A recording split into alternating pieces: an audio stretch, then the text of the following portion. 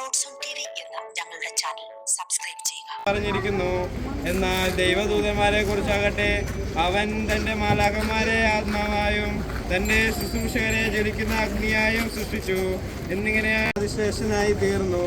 എന്തെന്നാൽ മാലാഖമാരിൽ ആരോടെങ്കിലും നീ എൻ്റെ പ്രിയപുത്രൻ, ഇന്ന് ഞാൻ നിന്നെ ജനിപ്പിച്ചിരിക്കുന്നു എന്നോ, ഞാൻ അവന് പിതാവായിരിക്കും. അവൻ സ്വശരീരം കൊണ്ട് തന്നെ നമ്മുടെ പാപങ്ങൾക്ക് പരിഹാരമുണ്ടാക്കി മേലുയരങ്ങളിൽ മഹിമയുടെ വലതുഭാഗത്ത് ഇരുന്നു. അവൻ അവകാശിച്ച നാമം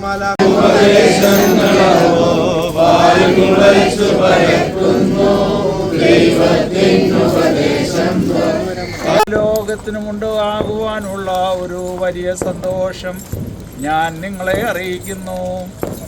മശിഹ കർത്താവ് എന്ന രക്ഷിതാവ് നിങ്ങൾക്കായി ഇന്ന് ദാവീദിന്റെ പട്ടണത്തിൽ ജനിച്ചിരിക്കുന്നു.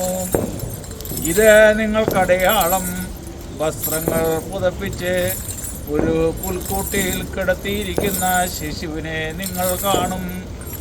പെട്ടെന്ന് ആ മാലാഖയോടുകൂടി അനേകം സ്വർഗസേനകൾ പ്രത്യക്ഷമായി. അവർ എല്ലാവരും ഏറ്റുകൊള്ളണം. അത്യുന്നതങ്ങളിൽ ദൈവത്തിന് സ്തുതി, ഭൂമിയിൽ സമാധാനം, മനുഷ്യരിൽ സംപ്രീതി. അത്യുന്നതങ്ങളിൽ ദൈവത്തിന്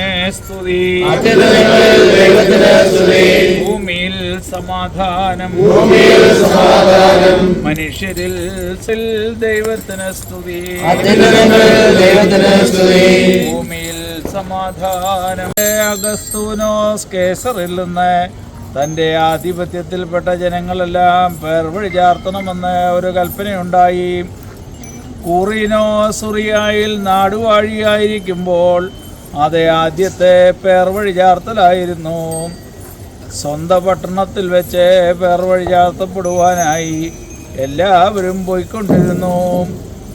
യൗസേപ്പും ദാവീദിന്റെ ഗോത്രത്തിലും കുടുംബത്തിലും ഉൾപ്പെട്ടവനായിരുന്നത് കൊണ്ട് യഹൂദായിൽ ദാവീദിന്റെ ബേത്ലഹേം എന്ന് വിളിക്കപ്പെടുന്ന പട്ടണത്തിലേക്ക് ഗലീലായിലെ നസ്രയത്ത് പട്ടണത്തിൽ നിന്ന് തനിക്ക് വിവാഹത്തിന് നിശ്ചയിക്കപ്പെട്ടിരുന്ന ഗർഭിണിയായ മറിയാമിനോടുകൂടി പേർ വഴി ചാർത്തുവാനായിട്ട് പോയി.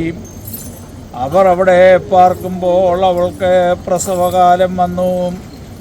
അപ്പോൾ അവൾ തൻ്റെ ഏകജാതിനെ പ്രസവിക്കുകയും അവർ പാർത്തിരുന്നിടത്ത് സ്ഥലമില്ലാതിരുന്നതുകൊണ്ട് കുട്ടിയെ വസ്ത്രങ്ങൾ പുതപ്പിച്ച് ഒരു പുൽക്കൂട്ടിൽ കിടത്തുകയും ചെയ്തു.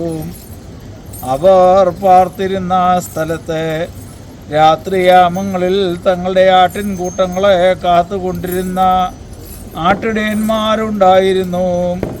ദൈവത്തിൻ്റെ മാലാഖ അപ്പോൾ അവരുടെ അടുക്കൽ ചെന്നു. കർത്താവിൻ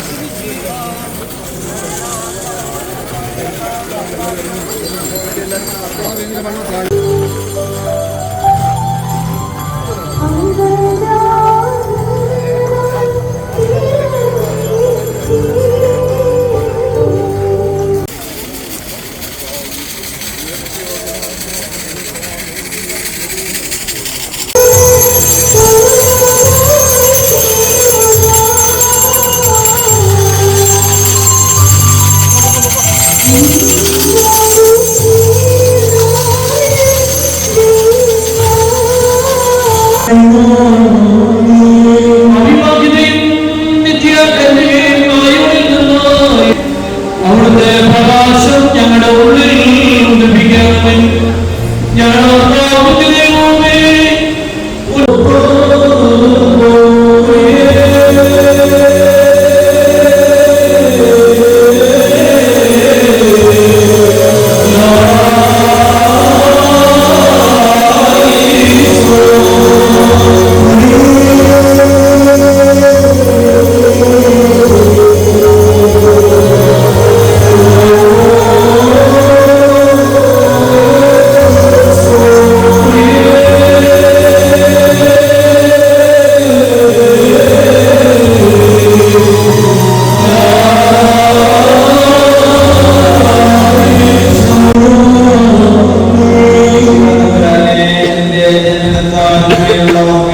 സന്തോഷവും ആനന്ദവും ഉണ്ടായി ഭൗമികർക്ക് കോപത്തിൽ നിന്ന് സ്വതന്ത്രരായി തീരുവാൻ ഞങ്ങൾക്ക് കൃപ നൽകണമേ. മോഹൻ